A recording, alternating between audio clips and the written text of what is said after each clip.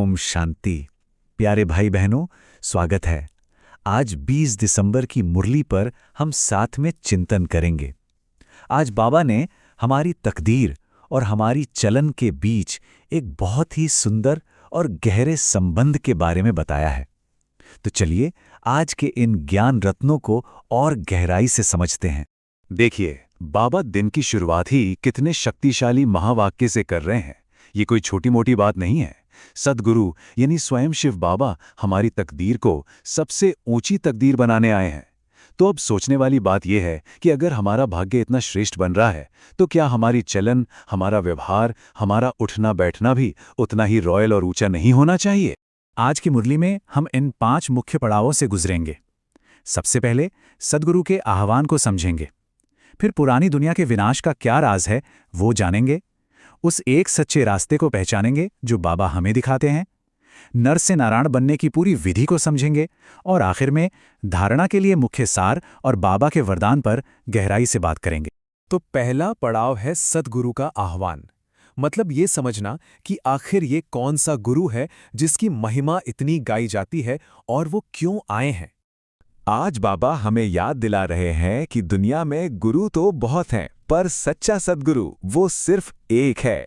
वही हमारा पिता है, वही शिक्षक है और वही सद्गुरु है जो हमें ज्ञान देकर सद्गति देता है, मुक्ति दिलाता है और वापस घर ले जाने वाला गाइड भी बनता है।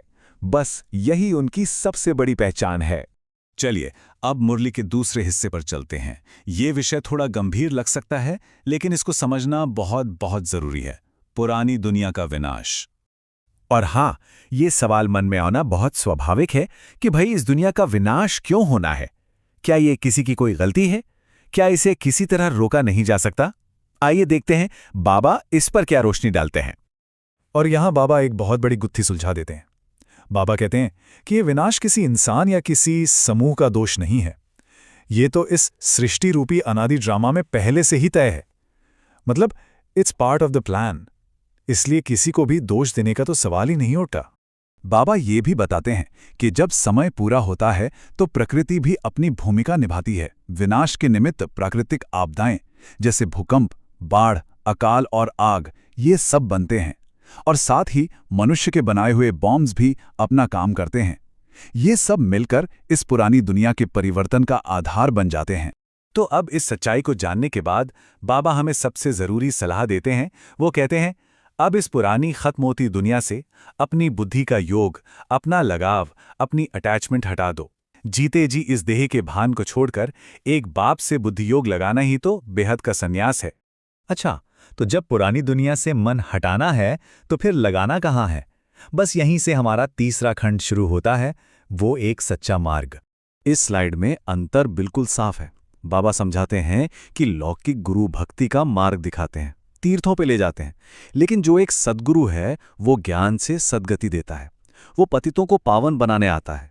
लौकिक गुरु ये नहीं कहते कि मुझे याद करो, जबकि सच्चा सद्गुरु कहते हैं मामे कम याद करो। यही तो सबसे बड़ा फर्क है। और ये सच्चा मार्ग है क्या? ये है श्रीमत। श्रीमत यानी एक बाप जो हमारा सद्गुरु भी है, उनकी दी हुई सबसे श्रेष्ठ सलाह। ये वो गाइडलाइंस हैं जो सीधे हम आत्माओं के लिए हैं, ताकि हम अपना कल्याण कर सकें। सारी शिक्षाओं का सार, पूरी मुरली का निचोड़, सबसे मुख्य श्रीमत बस यही है। अपने को शरीर ना समझकर आत्मा समझो, यानी देही अभिमानी बनो और केवल एक निराकार पिता को याद करो। बाबा कहते हैं कि मेहनत इसी में है, क्योंकि हम बार बार अपने नाम रूप में फंस जाते हैं, लेकिन रास्ता यही एक है। अच्छा, इस मार्ग पर चलने का फल क्या है? इसका परिणाम, इसका रिजल्ट क्या है? ये हमें हमारे चौथे खंड की ओर ले जाता है, नर से नारायण बनना। ये कोई साधारण पढ़ाई नहीं है। बाबा कहते हैं ये राजयोग की पढ़ाई है, जिससे मनुष्य से देवता बनने की और नर से नारायण जैसी पदवी पाने की राजाई स्थापन हो रही है। जरा सोचिए कितनी ऊंची मंजिल है इस ज्ञान मार्ग की। और इस मंजिल तक पहुंचने का रास्ता भी बाबा ने बिल्कुल साफ साफ बता दिया है। पहला कदम देही अभिमानी बनना, दूसरा लगातार एक बाप को याद करना, तीसरा इस राजयोग की पढ़ाई को लगन से पढ़ना और नतीजा सतयुग की बादशाही प्राप्त करना। चलिए अब हम अपनी आज की चर्चा के अंतिम पड़ाव पर आते हैं।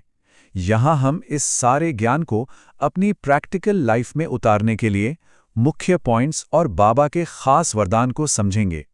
तो आज की मुरली से धारणा के लिए 3 मुख्य बातें हैं। पहली, देह के नाम रूप से परे होकर खुद को आत्मा अनुभव करना है। दूसरी, अगर विजयमाला में आना है तो अनेकों को अपने जैसा बनाने की सेवा करनी है।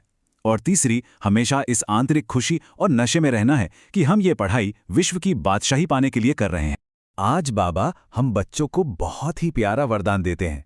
कहते हैं, निरंतर याद में रहकर अविनाशी कमाई जमा करो। और जो ऐसा करते हैं वे सुख, शांति, आनंद, प्रेम, इन सभी खजानों के अधिकारी बन जाते हैं। ये याद की यात्रा ही हमें सर्व खजानों से भरपूर कर देती। और क्या ही सुंदर बात बाबा ने समझाई है कि अगर जीवन में कोई कष्ट या मुश्किल आती भी है ना, तो वो हमें डराने के लिए नहीं आती, बल्कि वो बाप की याद दिलाने का कारण बन जाती है। जैसे गुलाब के फूल की रक्षा उसका कांटा करता है, ठीक वैसे ही ये तकलीफें हमें मजबूत बनाने और बाप की याद में ले जाने का साधन बन जाती हैं। और अंत में आज का स्लोगन, जो हमें एक गहरी सोच देकर जाता है। बाबा कहते हैं, स्नेह का अनुभव तो सब करते हैं और सुनाते भी हैं, लेकिन अब समय है अपने शक्ति स्वरूप को अनुभव करने का और उस अनुभव को बांटने का। तो आज खुद से पूछें, क्या हम केवल स्नेह के सागर में हैं या शक्ति के सागर भी बन रहे हैं? ओम शांति।